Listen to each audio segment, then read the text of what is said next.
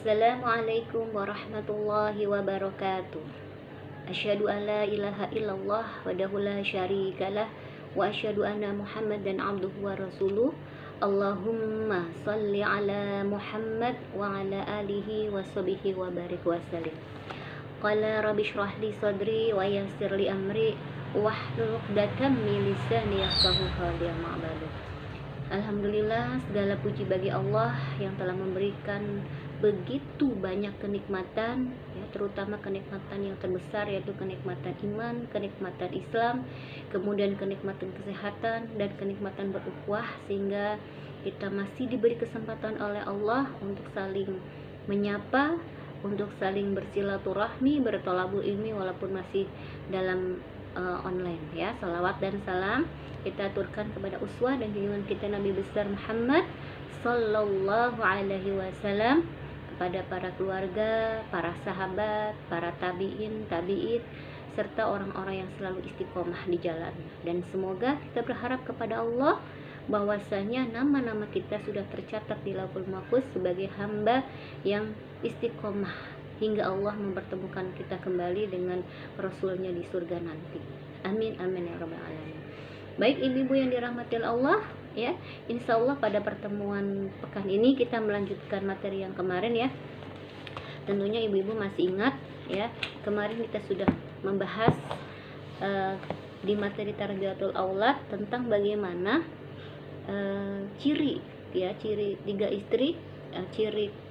ciri yang ditunjukkan oleh Rasulullah bagaimana menjadi istri yang benar-benar diidamkan oleh suami, ya. Hadisnya sangat terkenal, saya ulangin lagi. A'udzubillahi minasyaitonirrajim. Bismillahirrahmanirrahim. Ala ukhbiruka bi khairi ma yaknizul mar'atus salihatu idza nadhara ilaiha sarathu.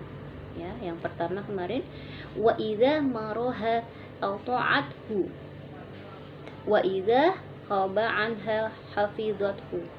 Jadi kemarin kita sudah membahas yang pertama, yaitu menjadi istri yang sarathu, artinya istri yang bisa menyenangkan hati suaminya. Jadi intinya apapun kita bisa lakukan untuk menyenangkan hati suaminya selama itu tidak melanggar syariat. Ya, setiap sentuhan, setiap belayan, setiap perkataan yang baik yang disukai oleh suami itu adalah sebuah ibadah kepada Allah. Karena ingat ibu-ibu, yang berhak memandikan jenazah kita itu adalah pasangan kita. Jadi kalau misalnya ada suami yang meninggal, masih ada istrinya, maka istrinya yang berhak memandikan, walaupun dia punya anak laki-laki, gitu ya. Dan sebaliknya, ketika ada istri yang meninggal dahulu, walaupun dia mempunyai anak perempuan, masih mempunyai ibu, maka yang berhak memandikan jenazah istrinya itu adalah suami. Jadi artinya subhanallah, ya, bahwa suami istri itu adalah sebuah pakaian. Artinya dia saling menghiasi, dia saling menutupi, gitu, seperti itu. Makanya hal yang dilakukan suami istri ketika berniat beribadah kepada Allah, apapun itu, dan tidak melanggar syariat Allah, itu adalah sebuah ibadah. Jadi subhanallah, ya, intinya Allah memberikan sebuah jalan pahala di rumah untuk para ibu-ibu. Kemarin sudah saya sampaikan bahwasanya salah satu jalan tol menuju surga itu adalah di sebuah keluarga. Nah, ini yang pertama, kemarin kita sudah membahas tentang ciri pertama istri, ya, yang diidamkan suami yang diajarkan oleh Rasulullah Sallallahu Alaihi Wasallam. Yang pertama adalah sarathu, menyenangkan hati suaminya. Kemudian yang kedua apa? Wa idza amaraha ata'athu. Jadi istri yang patuh kepada suaminya. Coba saya akan bacakan, ya, Quran surat An-Nisa ayat 34. Jadi ibu silahkan ya bu, ya, dicek dan bisa dibuka. A'udzu billahi minasyaitonir rajim. Bismillahirrahmanirrahim. Ar-rijalu qawwamuna 'alan nisa'i bima faddalallahu ba'dahum 'ala ba'din wa bima anfaqu min amwalihim. Fas-salihatu qanitatun hafizatun lil ghaibi bima hafizallah. Wallati takhafuna nusyuzahunna fa'iduhunna wahjuruhunna fil madaji'i wadribuhunna fa in ata'nakum fala tabghu 'alaihinna sabila innallaha kana 'aliyan kabira. Laki-laki ya atau suami itu pelindung bagi perempuan atau istri, karena Allah telah melebihkan sebagian mereka laki-laki atas sebagian yang lain dari perempuan, dan karena mereka laki-laki telah memberikan nafkah dari hartanya. Maka perempuan-perempuan yang soleh adalah mereka yang taat kepada Allah dan menjaga diri ketika suaminya tidak ada, karena Allah telah menjaga mereka. Perempuan-perempuan yang kamu khawatirkan akan nuyus, hendaklah kamu beri nasihat kepada mereka. Tinggalkan mereka di tempat tidur atau pisah ranjang, dan kalau perlu pukullah mereka. Tetapi jika mereka menaatimu, maka janganlah kamu mencari-cari alasan untuk menyusahkannya. Sungguh Allah Maha Besar. Subhanallah. Ya, Quran surat An-Nisa ayat 34 ini memberikan sentuhan yang sangat luar biasa bagi kejiwaan seorang perempuan. Karena pada dasarnya, Bu, ketika seorang istri, ya, ketika seorang perempuan sudah dinikahi oleh seorang laki-laki, maka totalitas ketaatannya itu untuk suami. Berbeda dengan suami. Kalau suami menikahi seorang perempuan, maka dia masih harus taat kepada ibunya. Tapi ketika seorang perempuan sudah menikah, maka ketaatannya itu harus kepada suami. Bahkan Rasulullah pernah bersabda, seandainya manusia itu boleh menyembah manusia dalam artian penyembahan penghormatan gitu ya, bukan penyembahan ibadah, sesembahan gitu, penyembahan penghormatan, maka aku akan wajibkan seorang istri itu menyembah suami, artinya taat yang mutlak gitu ya kepada suami. Ini artinya penyembahan yang sebagai penghormatan. Nah, ini saking pentingnya, karena memang sebenarnya kalau kita telusuri, kewajiban istri itu sebenarnya satu, Bu, taat kepada suami. Ya, jadi kalau misalnya istrinya tidak boleh kerja, ya sudah taat, tapi suaminya juga harus tahu, dia harus memberi nafkah yang cukup kepada istrinya ketika memang istrinya tidak bisa bekerja, tidak boleh bekerja. Ya, misalnya istrinya tidak boleh ngaji, ya, nggak boleh keluar, mungkin karena tipe suami yang pencemburu dan sebagainya. Dan istri pun harus taat, tetapi dengan syarat suaminya harus memberi ilmu yang dibutuhkan oleh istri. Nah, permasalahannya bapaknya punya ilmunya enggak gitu. Makanya tetap ibu-ibu, walaupun ibu hadir ke majelis taklim, ya, ibu-ibu ini dalam kebaikan ya, ke masjid dan sebagainya, tetap harus izin suami dengan bahasa yang baik. Insya Allah akan diizinkan gitu ya, seperti itu. Nah, bagaimana sebenarnya bentuk ketaatan istri kepada suami? Apakah harus apa yang dikatakan suami itu harus taati semua? Tentunya tidak.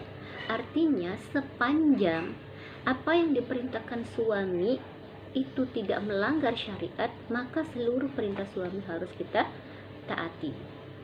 Ya, ini ada satu kisah pada zaman Rasulullah SAW, ketaatan seorang istri yang pada akhirnya Allah memberikan ampunan kepada ibunya. Ya, mungkin ini ibu-ibu sudah mendengar ya kisah ini, atau ini bahkan kisah yang sangat viral. Jadi ketika itu seorang suami akan pergi berjihad ya pada zaman Rasulullah. Kemudian dia berpesan kepada istrinya, wahai istriku, kalau nanti saya belum pulang dari jihad, maka kamu tidak boleh keluar rumah. Kemudian beberapa hari suaminya pergi berjihad, ada utusan gitu ya dari keluarga ibunya bahwa mengatakan bahwa ibunya sakit. Kemudian dia bilang, saya sebenarnya sayang sama ibu saya, tapi suami saya tidak mengizinkan saya untuk keluar rumah. Kemudian utusan ini pulang. Kemudian kedua kali dia balik, dia pun mengabarkan ibunya semakin sakit keras gitu ya. Bagaimana mau pulang? Nggak, maaf, suami saya belum pulang dari jihad. Dan beliau tetap pernah memberi perintah kepada saya bahwa kalau sebelum pulang dari jihad saya tidak boleh keluar rumah. Pada ketiga kalinya utusan ini balik, bagaimana kabar ibu saya? Ternyata ibunya sudah meninggal. Barangkali ibu mau menengok ibunya yang terakhir jasadnya, monggo. Kemudian dengan berderai air mata, sang istri ini pun mengatakan, saya sangat sayang sama ibunya, tapi mohon maaf suami saya belum pulang dari jihad, karena beliau berpesan sebelum dia pulang dari jihad maka saya tidak boleh keluar rumah. Nah, karena saking dongkolnya nih utusan, maka dia ngadu kepada Rasulullah. Hai Rasulullah, ini ada begini. Maka Rasulullah pun tersenyum dan mengatakan apa? Subhanallah ibu-ibu, karena kesolehan putrinya ini, ibunya yang meninggal itu dosanya diampuni oleh Allah Subhanahu wa ta'ala. Jadi ini bentuk ketaatan yang tidak melanggar syariat. Jadi ada batasannya. Ketika memang suami memerintah apapun kepada kita, ketika itu tidak melanggar syariat, lakukanlah. Ya. Nah, apa batasan ketika suami itu, ya, apa batasan ketika seorang istri kepada suami adalah parameter, ya, artinya bukan batasan, parameter ketaatan seorang istri itu bagaimana ukurannya, ukuran kita ketaatan kepada suami itu bagaimana? Satu, Bu, parameter ketaatan kita kepada suami adalah ketika suami kita ridho. Ini Bu yang susah gitu ya. Makanya saya pernah mengatakan ya, ketika pertemuan offline gitu, ibu-ibu kalau sedang goreng tempe gitu ya Bu ya, dicolek-colek ya, jangan bilang tanggung, sebentar ya, saya matikan dulu kompornya, diangkat, ayo monggo. Itu sampai seperti itunya ya. Rasulullah sampai mengatakan ya, bahwasanya memang ketaatan seorang istri itu bernilai pahala yang sangat luar biasa kepada suaminya, sepanjang memang suaminya tidak memerintah untuk melanggar syariat. Misalnya ibu nggak boleh ya pakai jilbab karena ibu rambutnya bagus, ibu badannya putih tuh ya, mama hidungnya mancung. Apakah perintah seperti ini harus ditaati? Tidak boleh. Kenapa? Karena perintah ini adalah melanggar syariat Allah ya Bu, tetap ada batasannya. Nah, ada sebuah kisah ya, pada zaman Rasulullah, sahabiyah yang bernama Asma binti Yazid gitu ya Bu ya. Jadi Asma binti Yazid ini ceritanya punya geng gitu ya, punya teman-teman perempuan. Itu akhirnya perempuan-perempuan ini iri gitu. Coba deh tanyaan kepada Rasulullah, masa laki-laki kan enak banget ya, boleh keluar rumah, boleh berjihad, boleh sholat di masjid ya kan Bu, terus boleh apa lagi Bu, kan pahalanya lebih banyak daripada istrinya ya, boleh kerja di luar gitu. Nah, kemudian datanglah Asma binti Yazid kepada Rasulullah. Nah, kemudian beliau mengatakan, wahai Rasulullah ya, kenapa sih laki-laki itu boleh ke masjid, kenapa sih laki-laki boleh berjihad ya, kenapa laki-laki itu boleh bekerja di luar, kan pahalanya lebih banyak, coba kalau perempuan gitu. Maka kata Rasulullah, katakanlah pada teman-temanmu. Ternyata Rasulullah itu sebenarnya tahu nih bahwa Asma binti Yazid itu utusan dari gengnya gitu ya, dari teman-temannya. Katakan pada teman-temanmu, sesungguhnya ketika kamu ikhlas ya, kamu ridho menyiapkan segala keperluan suamimu untuk kerja, untuk ibadah di luar ya, untuk berjihad, maka pahala yang sama untuk kamu. Enak apa enak Bu? Jadi artinya Allah memberikan surga di dalam rumah, jadi kita tidak perlu iri ya. Jadi kalau ada emansipasi wanita, wah laki-laki harus sama haknya seperti perempuan, sampai menghilangkan kodrat wanita, itu salah besar. Apakah perempuan boleh bekerja seperti laki? Boleh. Perempuan bisa menjadi dokter, tapi ketika dia sudah menjadi dokter dan dia punya suami, dia harus taat kepada suami gitu ya. Artinya Bu, jangan praktek di rumah sakit ini, aku pengennya dipraktek di rumah sakit yang ini gitu, silahkan, boleh seperti itu ya. Jadi tetap semuanya itu parameter ketaatan kita kepada suami itu adalah ridho suami ibu-ibu. Misalnya ya, makanya sering diajarkan ya oleh para ulama salaf soleh gitu ya Bu ya, ketika mau tidur kita sama suami, kita ngomong sama suami, bang, abang ridho nggak hari ini gitu ya, mas ridho nggak hari ini, atau abi ridho nggak hari ini kepada saya. Jangan-jangan ada hal yang membuat abinya, suaminya itu tidak ridho. Jadi kenapa ketika mau tidur? Karena kita tidak tahu Bu, ketika tidur itu kan Allah sebenarnya melepaskan ruh dan jasad kita. Kalau Allah mengembalikan ruh kita kepada jasad, akhirnya kita bisa membaca doa Alhamdulillahilladzi ahyana ba'dama amatana wa ilaihin nusyur. Tapi kalau Allah tidak mengembalikan ruh kita kepada jasad, maka kita tidurnya selamanya. Jadi ketika tidur ya, para salaf soleh sering mengajarkan kita seperti itu, karena kita tidak tahu Bu, mungkin seharian ada yang membuat suami tidak ridho. Misalnya, bang, hari ini abang ridho nggak sama saya? Dipikir-pikir, dek, aku tuh tadinya agak kesel, kamu tadi itu membuat saya kesel, kenapa gitu ya, misalnya gitu ya, kenapa sih tadi waktu abang ada teman laki-laki kamu ikut ngobrol. Nah, bagaimana nih caranya, misalnya kesalahan kita ikut nimbrung ngobrol, suami itu ridho. Terus abang bagaimana supaya abang ridho? Abang pengennya malam ini servis abang yang spesial gitu. Jadi buat suaminya itu ridho.